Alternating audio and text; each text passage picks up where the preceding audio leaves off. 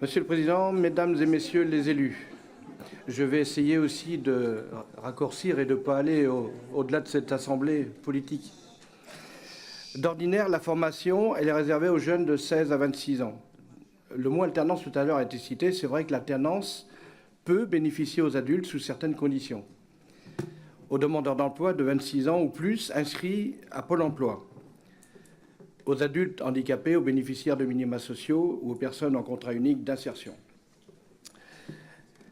L'apprentissage est un dispositif qui permet de suivre une formation en alternance.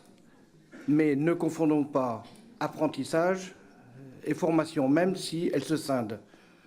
L'aboutissement n'est pas du tout le même, avec des modules de formation théorique dans des centres spécifiques et des périodes de travail en entreprise.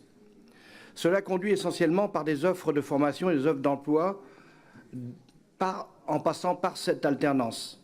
La formation en alternance, nous le savons, est le meilleur moyen pour valoriser une formation dans un projet professionnel réservé aux personnes âgées de 16 ans, voire 15 ans selon certains cas spécifiques, à 25 ans révolus.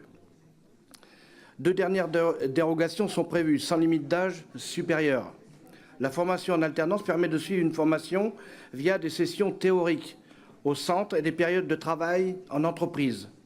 Il existe donc des offres de formation en alternance et des offres d'emploi qui aboutissent à l'issue de cette alternance. La formation en alternance est le meilleur moyen pour valoriser une formation dans un projet professionnel. Ces formations devraient aboutir, dans le meilleur des cas, à des contrats de professionnalisation, comme le dispositif réservé aux personnes âgées de 16 ans, voire 15 ans pour des cas spécifiques. L'apprentissage a longtemps été considéré comme une formation de niveau moindre. Cependant, l'apprentissage a l'avantage non seulement de préparer la personne d'obtenir un diplôme, mais aussi de développer et de promouvoir la formation et de son métier. La formule permet de capitaliser une expérience professionnelle et de le préparer à un métier au-delà de l'aspect purement théorique. De plus, le coût financier est quasi nul pour les candidats et l'égalité des chances est donc totale. La formation généraliste permet aux jeunes de se former chacun à un métier en fonction, pourquoi pas, de son projet professionnel. C'est une pédagogie individualisée par rapport à ce projet d'entreprise dans laquelle la personne va faire son apprentissage. Au final, il y a une diversité de personnes qualifiées, comme dans les métiers du bâtiment, notamment dans l'ingénierie, où il y a des ingénieurs de qualité en mécanique, en bureau d'études, en industrialisation, etc. Je fais un peu le parallèle de ce qui a été dit. Ce que vous avez dit, Monsieur le Président, c'est concernant évidemment l'implantation des entreprises en spécialisant les compétences au sein des entreprises et en accompagnant les entreprises à s'installer. Mais on peut accompagner les entreprises à s'installer, mais ce qui va leur manquer, ce sont évidemment du personnel compétent. Il est tout de même inquiétant que l'on ait quasiment oublié que la réussite de certains pays, là je me permets de faire une petite parenthèse, passer également par une formation professionnelle de qualité qui prépare les jeunes au monde du travail et permettent également aux adultes d'améliorer leurs compétences en cours d'emploi. Ce n'est pas le cas en France, étant forcé au cours des dernières décennies à faire diminuer l'échec scolaire, faire diminuer les redoublements, un manque d'équité qui a rongé le système éducatif. Ainsi, en Allemagne, en Autriche, en Finlande ou encore en République tchèque, la formation professionnelle est performante et les jeunes diplômés de ce type de programme contribuent fortement à la croissance économique de leurs pays respectifs, davantage même dans certains cas que ceux qui sortent avec un diplôme universitaire. En France, la formation professionnelle est souvent éclipsée dans le débat public par l'importance accordée à la formation initiale générale. Et pourtant, rappelons que la France fait partie des pays où le diplôme est fondamental pour l'intégration sur le marché du travail et que chaque année, les 150 000 jeunes qui sortent sans diplôme se trouvent en situation d'extrême précarité face à l'emploi. Rappelons qu'en 2010, 71% des jeunes déscolarisés de 15 ans à 19 ans sont sans emploi ou inactifs en France, contre 57% en moyenne dans les pays membres de l'OCDE.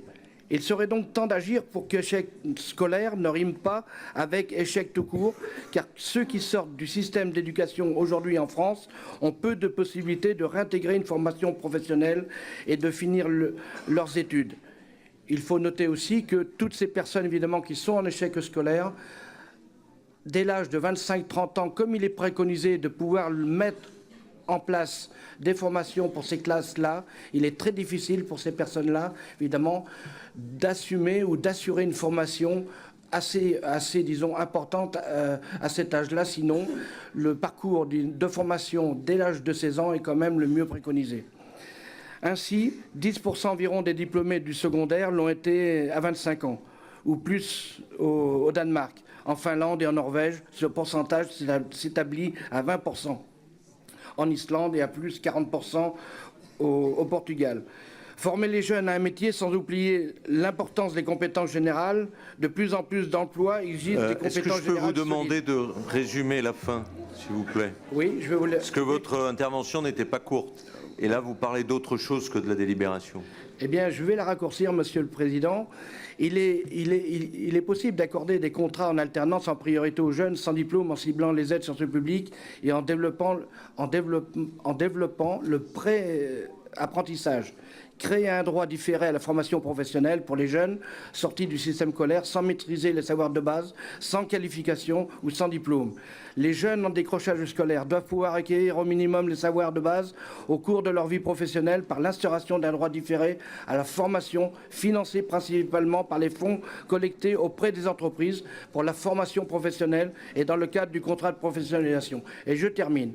Puisque vous me demandez de terminer, Monsieur le Président, une fois de plus, ce ne sont que des modes d'apprentissage dits formels, avec des objectifs fixés par l'institution en faveur des 25-30 ans, rien d'autre qu'un paravent, un trompe-l'œil, destiné à faire baisser les chiffres du chômage préconisés par François Hollande avec son pacte des 500 000 formations. Je vous en remercie.